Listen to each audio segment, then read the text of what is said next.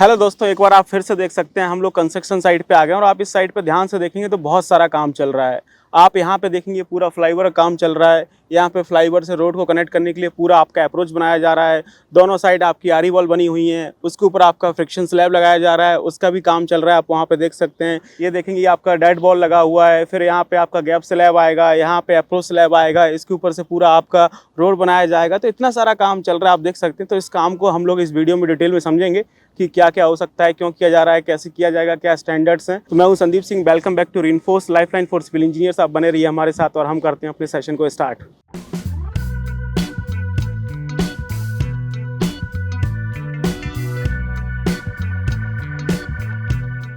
तो दोस्तों, आप यहाँ पे देखेंगे ये आपका पूरा फ्लाईओवर का काम है, जो कि इसका भी कनेक्शन बचा हुआ है। तो आप ध्यान से देखेंगे तो आपको समझ में आएगा। ये आपका एक गर्डर है, ये आपका दूसरा, ये तीसरा, ये चौथा। तो ये आपको यहाँ पे ये 4 मेन गर्डर दिख रहे होंगे।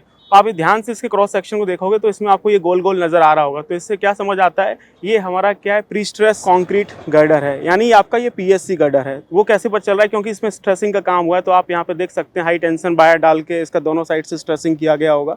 तो ये यहाँ पे प्रोवाइड किया जा रहा है, जो कि हम लोग जब रेफर करते हैं, जब आपका 20-25 मीटर से ज़्यादा स्पान हो तो हम लोग आरसीसी गर्डर में सर्वाइव नहीं कर पाते, तो उस समय पीएससी गर्डर चाहिए होता है। और आप ध्यान से देखेंगे तो यहाँ पे आपको समझ में आएगा कि मेन गर्डर के बीच में हमने यहाँ पे एक गर्डर और प्रोवाइड किया हुआ है, जिसको हम लोग बोलते हैं क्या, क्रॉस गर्डर। तो ये आपका एंड क्रॉस गर्डर है, इसको डायफ्राम भी बोला जाता है, इसको हम एंड डायफ्राम भी बोलते हैं। जो आपके मेन गर्डर हैं उसके बीच में किसी भी तरह का ट्रांसवर्स मूवमेंट ना हो, तो उसको होल्ड करने के लिए ये हमने यहाँ पे क्या बनाया हुआ है, आपका एंड डायफ्राम, या फिर आप इसको एंड क्रॉस गर्डर बोल सकते हैं। इसके ऊपर से आपका पूरा का पूरा आप यहाँ पे देखेंगे कि काम चल रहा है, अभी नहीं हुआ है। और ये जो आपको दिख रहा है, ये जो सरिया निकला हुआ है, आपको दिख रहा होगा ये नीचे से सरिया आ रहा है, जो नीचे से आपको ये वर्टिकल बार आती हुई दिखाई दे रहे हैं। तो इसको हम लोग क्या बोलते हैं, ये आपका डट बॉल है। इसको क्या बोला जाता है, आपका डट बॉल बोला जाता है, जिसका इस आरी वॉल के साथ कनेक्शन किया जाता है। अब आप यहाँ पे ध्यान से देखेंगे, ये हमारा आरी वॉल है, दिख रहा है आपको। ये पूरे आरी वॉल के अलग अलग पैनल लगे हुए हैं, इसमें जियो टेक्सटाइल का वो सीट लगा हुआ है। ये आपका कॉर्नर वाला ब्लॉक है,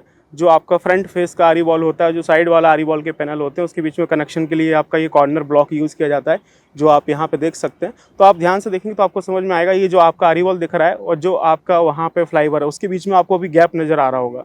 तो इसी गैप में हम लोग क्या प्रोवाइड करते हैं, आपका गैप स्लैब प्रोवाइड करते हैं, जो हमने पहले कई शॉर्ट और अपनी लॉन्ग वीडियोस में आपको समझाने की कोशिश की। आपको ये गैप नज़र आ रहा होगा, तो यहाँ पे आपका प्रॉपर गैप स्लैब बनाया जाएगा, जो आपका इस अप्रोच को आपके फ्लाईओवर के साथ कनेक्शन करने का काम करेगा।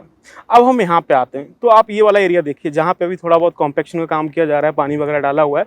तो यहाँ पे जो आप एरिया देख रहे हैं, यहाँ पे आपका क्या बनाया जाएगा, यहाँ पे आपका 3.5 मीटर का आपका जो अप्रोच स्लैब है, वो आपका यहाँ पे बनाया जाएगा, जो कि 300 mm का पूरा आपका 3.5 मीटर का अप्रोच स्लैब आएगा। उसके बाद आप यहाँ पे देखेंगे तो ये आपका पूरा अप्रोच है, दोनों साइड आरी वॉल के पैनल प्रोवाइड करके हमने यहाँ पे डिज़ाइन किया हुआ है।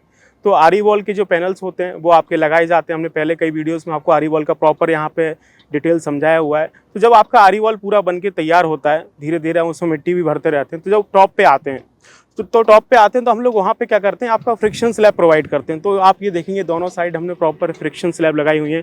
आप यहाँ से देखेंगे और पूरा दूसरे कोने तक आपको फ्रिक्शन स्लैब नज़र आ रही होंगी। तो इस फ्रिक्शन स्लैब को जो आपका आरी वॉल का टॉप होता है, उसके ऊपर आपका होल्ड किया जाता है, यानी रेस्ट कराया जाता है। उसके नीचे एक आपका कैविटी टाइप का होता है, जो मैं आपको दिखाऊंगा।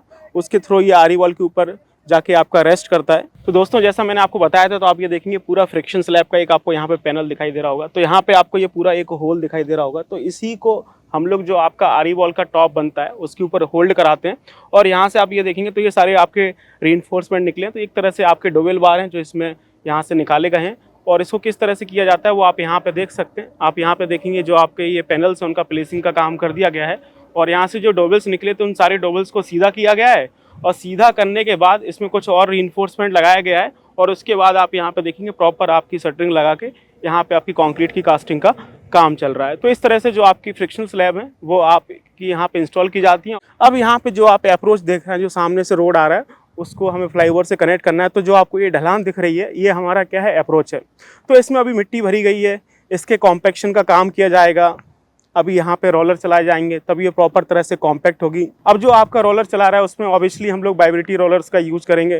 प्रॉपर तरह से कॉम्पैक्शन का काम किया जाएगा। जो रोलर्स चल रहे हैं, तो ध्यान रखना है कि जो उसकी स्पीड है 5 किलोमीटर पर आवर से कम नहीं होनी चाहिए। जितना स्पीड कम रहेगा उतना अच्छे से लोड आएगा।